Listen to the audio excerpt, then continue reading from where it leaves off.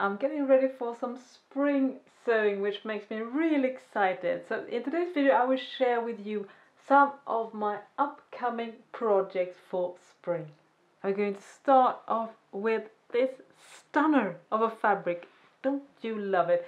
It's a knit fabric and I love the geometric print. It always makes it look like a sort of kimono inspired garment, and I talked about this in a previous video, linked it up on will be below. It's a fabric haul, and in that video I asked for suggestions on kimono patterns and I got some really great suggestions. If you're looking for suggestions on kimono patterns, definitely check out the comments in that video. But there were two reasons that a kimono style made me a little bit ambivalent, and the first one is that I don't really like large sleeves because my frame is quite smallish. I'm a fairly short person and I sometimes feel like I'm drowning in those big layers of fabric that a kimono usually entails. So I asked for suggestions for more shaped sleeves. I got some really great suggestions, but then I ran into problem number two, which I didn't realize when I bought the fabric, and that is when you're making kimono sleeves and also using a very specific pattern, that means you'll need lots and lots and lots of fabric, because obviously a kimono sleeve is like this and this, so you need a large chunk of fabric just for one single piece of the bodice. And when I measured the fabric I realized I won't be able to actually do a traditional kimono cardigan using the amount of fabric that I have, so I had to scrap that idea. Bummer, but no worries, because I will do something similar to a kimono jacket. So what will I do instead if I can't make a kimono? Well, I will use a cardigan pattern from Knip Mode that I first made I think about 2 years ago now. I will share that particular issue of Knip Mode where the cardigan pattern was in the description section. And what I really like about this pattern is that it has a very straight style, so while not being a kimono because it has set-in sleeves, it still has the same kind of vibe, if that makes sense. And if you like that particular pattern but want to make something that is slightly more kimono-ish, I definitely can recommend you to explore the Wiksten Kimono pattern, because the kimono cardigan, because that one is, to be honest, quite similar to the Knip Mode cardigan, but it has more kimono-like sleeves. So that's a nice option if you want to have a more traditional kimono look on your cardigan. But I'm sticking with the Knip Mode because that one will require much less fabric. But again, pattern matching does eat up fabric. Good to remember to always consider that when you buy these type of fabrics with bold patterns, large scale, that you definitely need to add more yardage to your fabric purchase, because does eat up a lot of fabric if you want to get the pattern matching right. And the second fabric I'm going to sew this spring is this one. As you can see, it's very similar to the first one that I showed you, both in the colorways and the structure.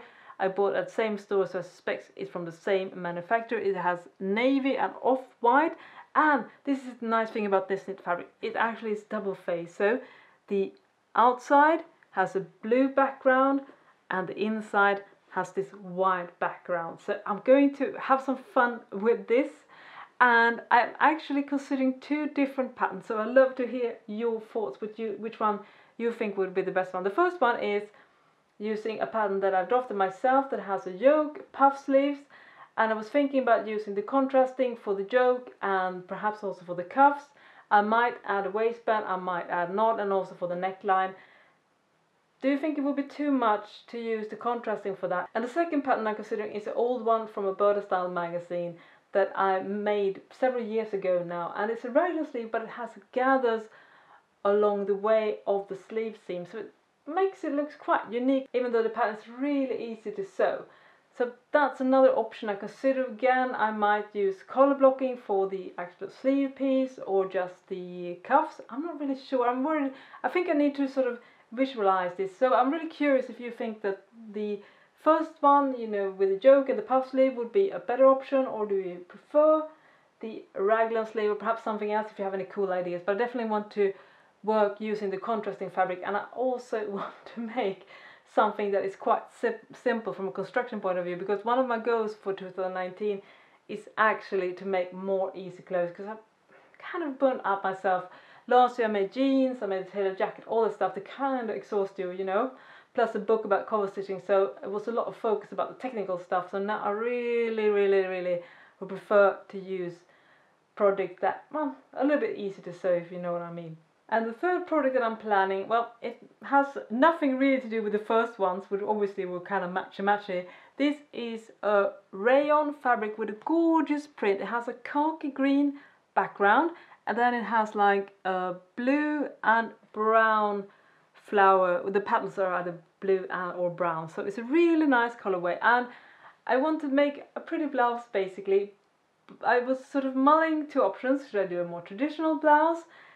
But then I saw this blouse in a Burdastyle issue with huge statement sleeves, and I was a bit of two minds. But I'm definitely now, 2019 is the year of brave, so I'm going to do these large statement sleeves. Call me crazy, they might work, they might not, but luckily this fabric is very soft and drapey, so I don't think that I will have any problems with the sleeves not being unrolly, because I think they would drape really nicely using this fabric.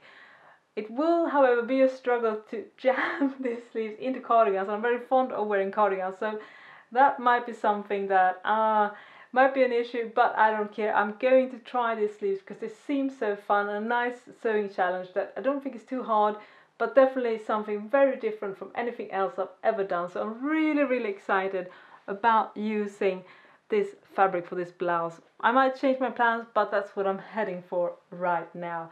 So these were my 3 garments that I'm planning to make this spring. All 3 fairly simple. Hopefully I can whip them up with not too much problems. Who knows, who knows. So I hope you enjoy this video. If you have any more suggestions, pattern ideas, keep the conversation going in the comment section. And if you want to see more videos from me, well, please subscribe. Every Sunday I publish a new sewing video. Stay safe, and I'll see you next time.